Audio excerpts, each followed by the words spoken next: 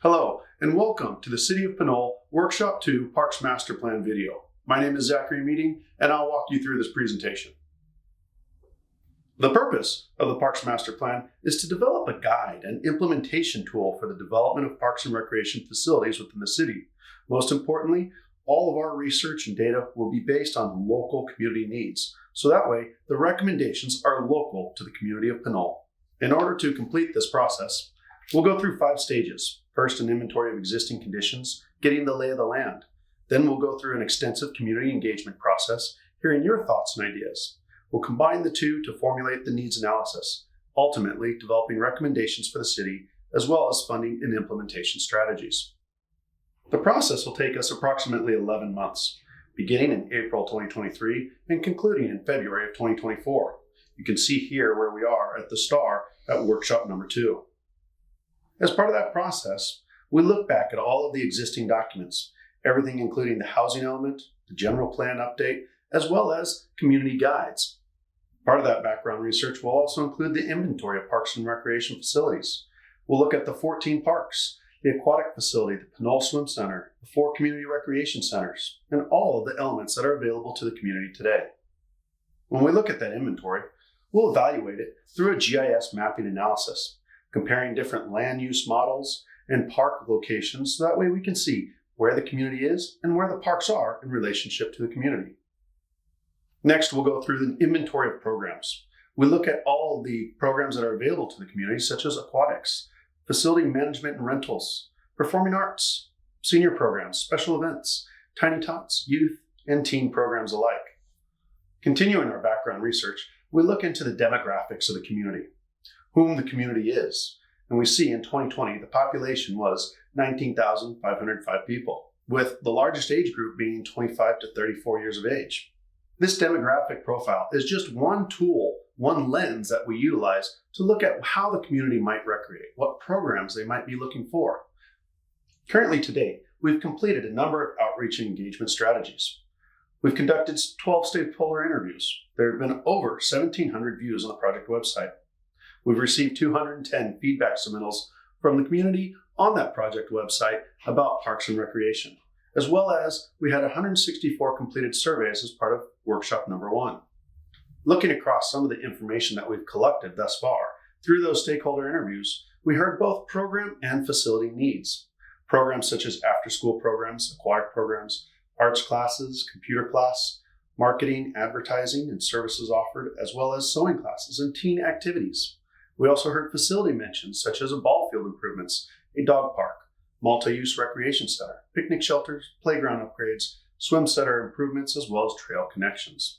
Looking at the feedback comments, we've received a number of similar comments, but as well as a number of different unique elements and ideas. As we go through these, they'll all be summarized within the process, but we've heard several things from a dog park, soccer fields, playgrounds, trail connections, swim center, baseball elements, splash pad, maintenance, bocce ball, park upgrades, as well as many, many more.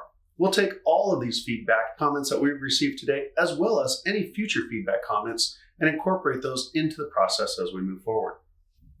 Our first workshop, workshop number 1, was conducted on September 22nd, 2023, from 6 to 8 p.m. at the Pinole Senior Center. We had an in-person event where we talked to the community and heard their ideas. After the in-person event, we then had an online survey that was available to the residents. We had a total of 164 surveys completed, and when we look at where these surveys came from, we see that they were geographically distributed throughout the entire city of Pinole. Questions that were discussed as part of that first workshop were, what are the community characteristics that are most important to you? What are issues or trends that may be negatively impacting those community characteristics? And what role can the Community Services Department play in addressing those issues? We heard elements of community characteristics including access to the bay, community activities, diversity, parks and outdoor spaces, proximity to the shopping and amenities, safety, a small town atmosphere, as well as walkability. Issues that might impact those community characteristics were identified as community engagement, lack thereof, economic development concerns, environmental issues, maintenance and upkeep, recreation and sports facilities maintenance, safety, traffic and transportation issues. When we asked what role the department can do in order to fix those issues impacting those community characteristics, We heard communication and transparency, reaching out to the community engagement, economic development, environmental initiatives, infrastructure and traffic improvements, park maintenance enhancements, as well as public safety enhancements. As part of Workshop 1, we also asked, what park do people visit the most? And what do you do when you visit that park most often? From here, we see Fernandez Park was the most visited park, followed closely by Pinole Valley Park, and then the Bayfront Park, Dog Park, and the Pinole Senior Center. What people do most often when they visit these parks is recreation activities like picnicking, nature viewing, or dog walking, playground play. These top two items are important because they revolve around individual recreation elements, passive recreation by an individual group or family. Later on, we see organized sports activities like exercising, jog running, pickleball, tennis, swimming, as well as organized recreation classes were also mentioned. The last questions asked as part of Workshop 1 was, what is one park feature or recreation facility you would like to see added or improved within the city? And some of those top items we heard were trail improvements and connections, soccer field improvements, playground improvements, dog park improvements, bayfront improvements, pool improvements, bike lanes and trails, community gardens, pickleball courts, picnic shelters, as well as baseball field improvements. When asked what program, class, activity, or service you would like to see added or improved, we heard exercise, yoga, Tai Chi programs, volunteer cleanup, planting programs, festival, concerts, family events, soccer programs, nature education classes, pickleball classes, bike events, after-school programs, gardening classes, swim lessons, youth sports, and youth and teen activities. All of this information will continue to be reported out on the PinoleParksMasterPlan.com website. There, you can follow along with the project development, as well as utilize the feedback button and share additional comments and concerns or ideas you may have about parks and recreation facilities here in the city of Pinole.